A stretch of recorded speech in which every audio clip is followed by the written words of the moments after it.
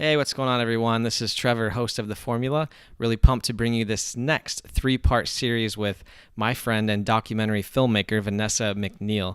Vanessa just dropped her latest documentary, Gridshock, which is about the state of sex trafficking in the state of Iowa. Now, being an Iowan myself, I was completely shocked and surprised by the just everything that she learned and that she brings to light in this documentary. So as someone who's lived in Iowa most of my life, I was not aware of how big of an issue sex trafficking is. So if you have the opportunity, make sure and check out the documentary.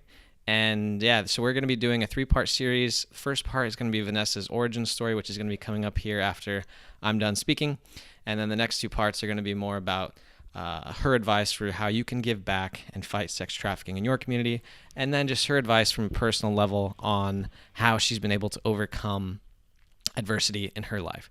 So really pumped to drop this series with you, but first, let's hear a word from our sponsors.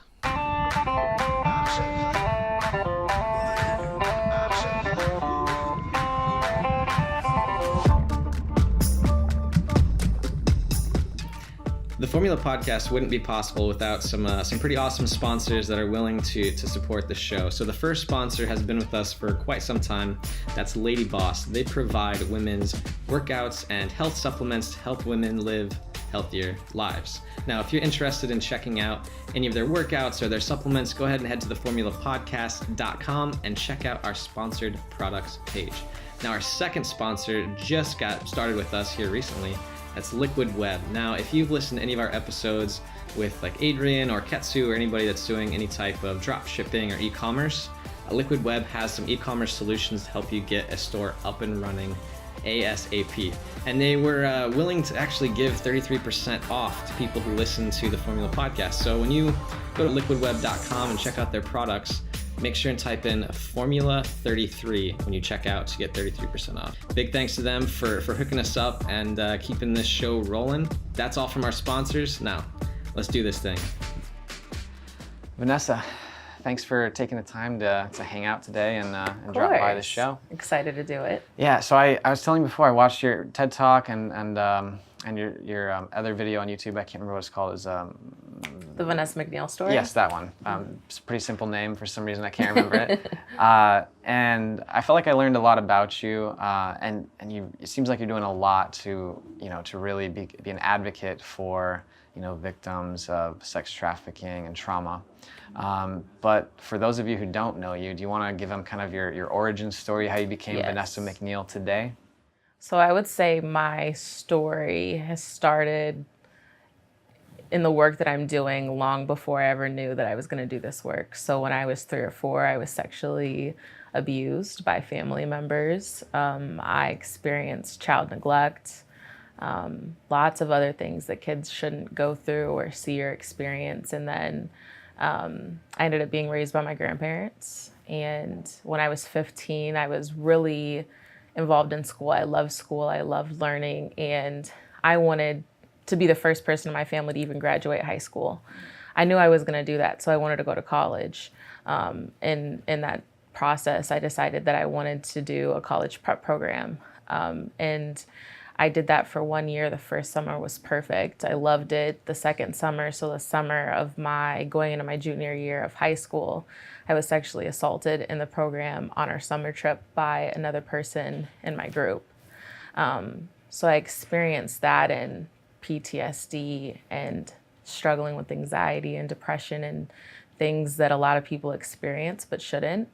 But I ended up going to graduated high school, and then I got a full-ride scholarship to Iowa State. And while I was there, I was able to really work on my healing and some of the things, lots of things that I needed to deal to be able to get to a place of healing and forgiveness with people. So senior year of high school or college, I was talking with my friend, and she randomly asked me what I wanted my legacy to be. And I was like, girl, I don't know. I've never thought about that before. That's kind of a strange question.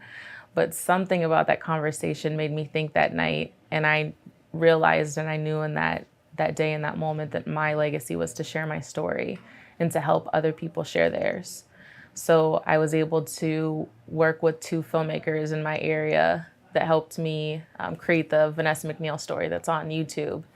And from there, like, the seeds just blossomed from that. And I was able to work with so many survivors around the world. I was able to create another short film that's on YouTube, and then a documentary, my first feature-length documentary about 5 male survivors of sexual violence. And then most recently, doing a documentary about sex trafficking in Iowa called Gridshock. Yeah. Yeah, I remember seeing the Kickstarter and what not come out about Gridshock. I think it was a Kickstarter, Indiegogo. Indiegogo, there we go. Crowdsourcing campaign, whatever. Right. And, you know, I was really surprised to hear, I mean, we'll get more into Gridshock a little bit later. I was just surprised to hear how prominent sex trafficking is in Iowa. And then, you know, after I did my whole pink hair campaign to raise some money to fight child sex trafficking, you know, I've kind of learned a little bit more about it. I think that's how I found out about you, because somebody said you were speaking at Tedx, and I think I messaged you on Instagram maybe around that time. Probably that was getting close to a year ago, maybe or so. Yeah, it's crazy. And just kind of, you know, hearing, like, you know, once you kind of start peeling back the layers of this, you kind of find out how much more common it is than people realize. I have so many questions I want to ask you. Yes, let's go. All right. So,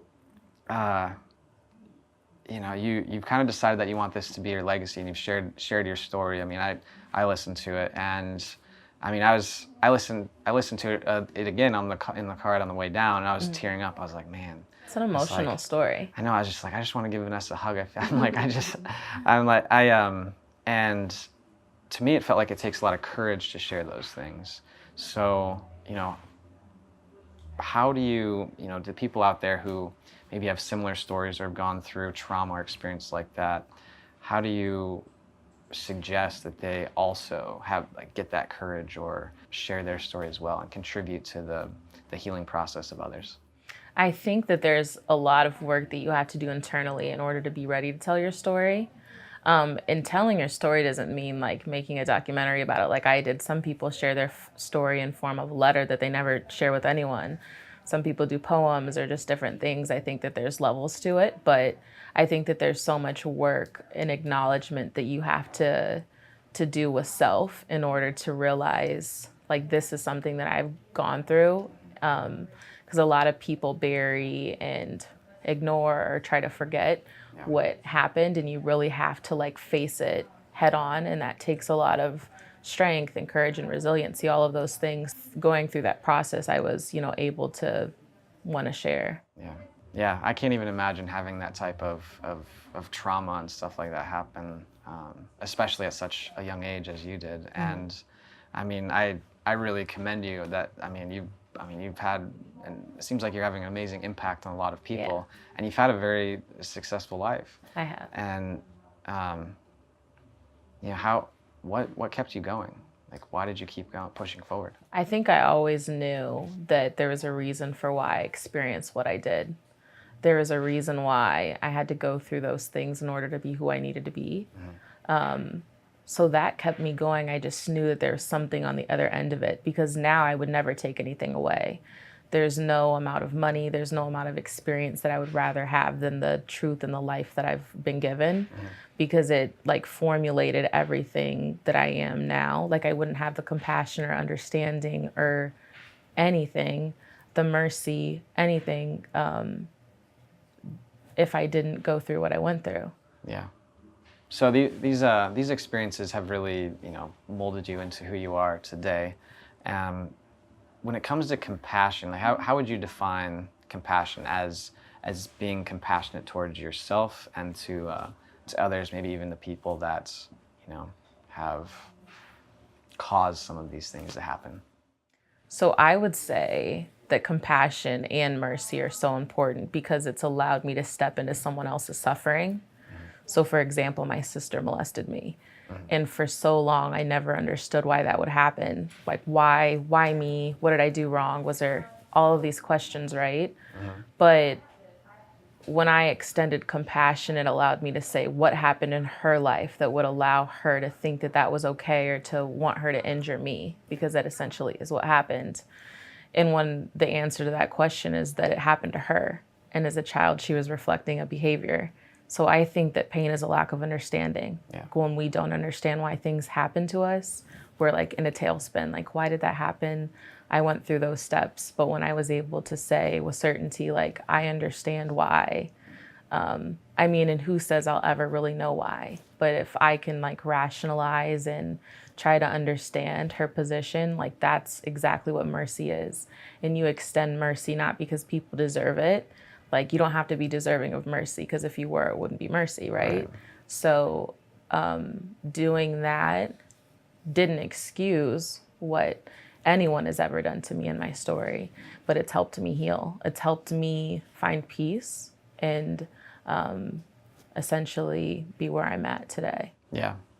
So I'm assuming you talked to a lot of other people who have victims, people who have been in your shoes before. How do you walk them through that process of developing that compassion and mercy? I think it's one of the hardest things that you'll have to do, because you will have that resentment or that anger or whatever that may be towards them. And this process of forgiveness and all of this process happens multiple times. Like, healing isn't linear. It doesn't start and then end. My whole life I'll be healing and forgiving over and over again. So I think I talk to people and I'm super real. And I'm like, there's not a start and a finish to this. I'm going to be 80 years old with gray hair, still forgiving, still loving, still showing that compassion, until I don't even know if there's a end or feeling of completeness. Yeah. You just keep peeling back the layers. Yeah. And hope that, one day you get to the point where it's a little bit better and a little bit better. And I talked with you earlier about how I think it's important that I talk about this topic, even though I'm extremely uncomfortable with, I mean, you're extremely comfortable sharing your story and talking about these things. For the average person, though, especially, I mean, for me in particular, I'll use myself as an example. It's something that when you talk about it, I just get like chills a little. Yeah. Where even talking about what happened with your sister or at school, I'm just like, oh man, like it's even hard for me to say the words. But I do know it's something that needs to be talked about. It shouldn't be covered up or pushed into the corner because it's a uncomfortable topic or hard topic. Right. So using me as the guinea pig, how would you advise myself or others to talk about these things so that they can be brought to light and they can be dealt with, or these problems can be worked on or solved? So one of like a mantra that I have is, what is hidden cannot be healed. So the more like we hide and conceal things like this, like you don't know how many people in your personal and professional life have experienced what I have. A lot of people just won't talk to you about it, but every single one of us has at least one person in our life that has a connection to my story one way or the other. And the more that we hide that, people won't be able to get the help or support or whatever that they need. And for example, I had the opportunity to work with someone really powerful, and I was able to show them the film. Yeah. And they asked me to not, they didn't want to continue watching it because it was so hard, right? They're so uncomfortable, like face beat red. They just couldn't handle it. But what I would say to that is that for survivors, for people like me, for people that never had a choice in their experiences, you have to step outside of your comfort and privilege, essentially, because I will never have the privilege to ignore it. Yeah. I will never have a privilege to turn my back on it, because it's my reality and it will be my life for the rest of my life. So that's like my challenge for everyone that's uncomfortable. Like, I know that it's super tough, but for people like me and for people, out there that don't have a choice, it's so helpful, because we need people like you to be a part of making our voices louder. Yeah. So even though it's uncomfortable, we need to almost put ourselves in the other person's shoes because they don't have a choice. Right. Like their choice has been kind of taken away. Totally. So, and we have the choice of speaking up or contributing in whatever way that might be, whether it's donating money, backing, supporting a documentary about something like this. I'm sure there's ways you can volunteer. Yeah. Dye your hair pink, raise some money like that. Right. Well, ladies and gentlemen, that is a wrap for this show. Thank you for tuning in. I'm your host, Trevor Carlson, and I appreciate you taking the time to stop by, and whether it's viewing our episodes or listening to our podcasts or reading our blog posts, all of you guys really help keep this show going. So I much appreciate your time and attention, and hopefully we provided a little bit of value for you. Now, if you're interested and you think you might enjoy getting some blog posts, emails, other podcasts, guides, any of that sort of thing sent to your inbox every week, go ahead and head over to theformulapodcast.com and sign up for our email list today. That's a wrap for this week's show. Thanks again, everyone, for stopping by, and I look forward to you tuning in next time.